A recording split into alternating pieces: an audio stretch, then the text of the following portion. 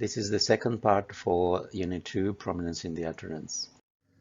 But before we start, let's review some of the concepts that we did in this unit so far. So we have tackled the difference between stress and prominence, okay, in such a way that we discussed the similarities and differences, and within those similarities we discussed the physical and acoustic properties of stress and prominence, and then we moved on to the discrete functions of prominence, in particular taken from Seltzer et al.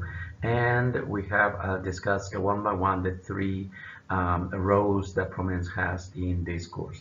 The first, remember, is the indexation of new information. The second is the realization of emphasis. And the last one is the prosodic realization of contrast. So to extend the three functions of prominence that we have discussed from the contributions by Seltzer et al. Then in English Phonetics 3, we have delimited some other factors that may constrain the assignment of prominence or non-prominence in discourse. So whenever we're talking about prominence, then we're thinking about prominence in relation to, intonation, and in particularly the role that they have in the tone unit. So every time that we have a prominent syllable in a tone unit, what we have is a momentary instantiation of the interlocutor's discursive decisions. That is what he or she considers to be the most important or relevant aspect to be communicated to the listener. That is, the items that the speaker selects are relevant for the communicative interaction. In this sense, what we have to discuss is what is meant by relevance then, okay? Well, the fact that certain items are selected is because these words are selected because they represent different ideas or emotions or attitudes or behaviors, concrete descriptions, abstract notions, social needs, pressures, requirements, personal intentions, and so on there that are sort of reflected in the prominent communicative items for a specific context of interaction then. So what this means is that in another context then the same words, the same ideas and so on may be considered not to be relevant at all then. So for Brazil then, in 1987, the initial choice of a prominent syllable is usually a linguistic decision, then, and then after that the speaker follows an extra linguistic decision which will refine and accommodate this prominence then to the set of needs of the specific context of interaction. So he calls that the paradigmatic fine-tuning. So he discusses in his theory two levels in which prominence can take place. One is the general paradigm and the other is the existential paradigm. So we have some examples in the study guide.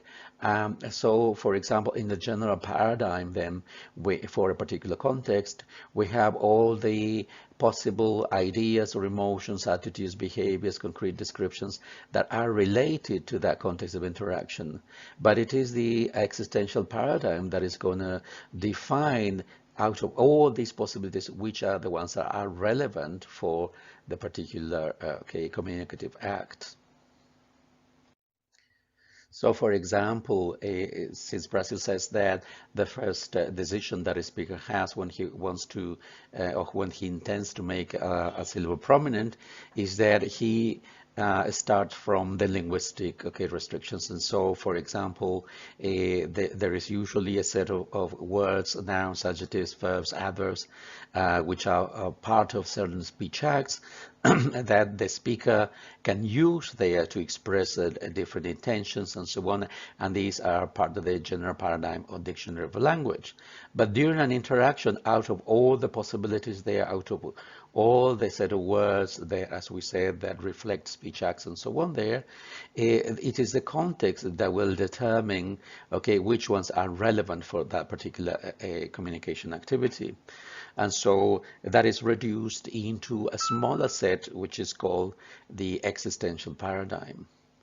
This limited option that the speaker have to form utterances are based on the context of situation in which we have certain factors that impinge upon, like the social relationship between the speakers, the type of interaction, whether it is a face-to-face or a telephone conversation, the activity type or speech event in which the speakers are immersed, the register, formal and informal, the setting, the genre, and so on there.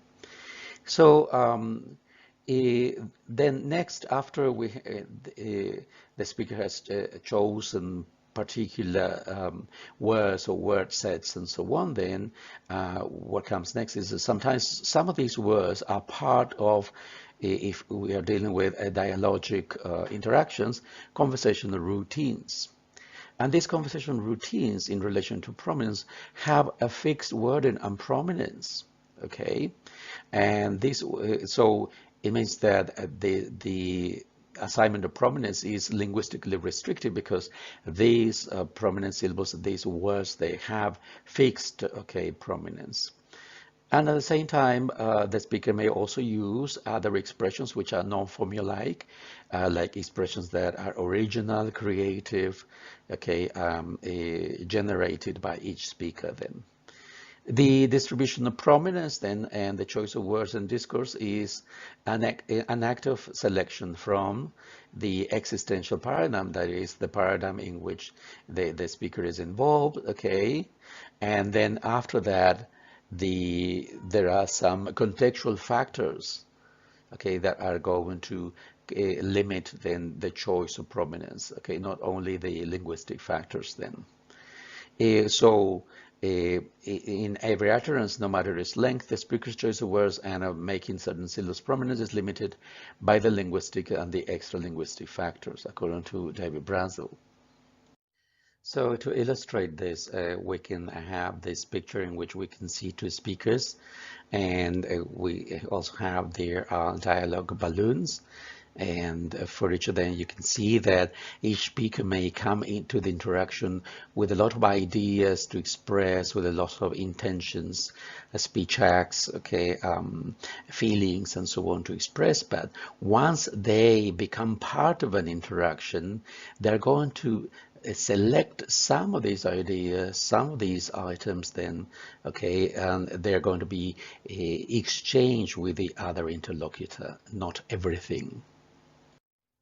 So let's see how we can exemplify the transition from the general paradigm to the existential paradigm. So if we take a look at this example in which someone is given an instruction and the person says, once you highlight the text you want to use, select copy to copy the text and then click on paste to paste it. So in this example then, what we can see is that some of the words have been used in this particular case from the language system. We have verbs. Okay, these verbs come from a wider group of possibilities, like cutting, copying, write, cheat, design, something like that. But for this particular context in which probably a person is given instructions to another person on how to use a word processor, all of the aforementioned possibilities like cutting, copying, cooked, write, and so on are going to be summarized into the possibilities that are necessary for this context then. And so for let's take the second tone unit. In the second tone unit, then out of the three possibilities, which are the existential paradigm for this part of the instructions, we only have a choice of three elements like cuts, copy, and paste. And in first, we know that the selection has to go to the syllable co from copy and not to paste, because first we need to copy and then we need to paste. And in the second tone unit, then out of the three possibilities, then only one is going to be selected. So we have gone from a paradigm in which we had several possibilities to existential paradigm in which these selections have been restricted.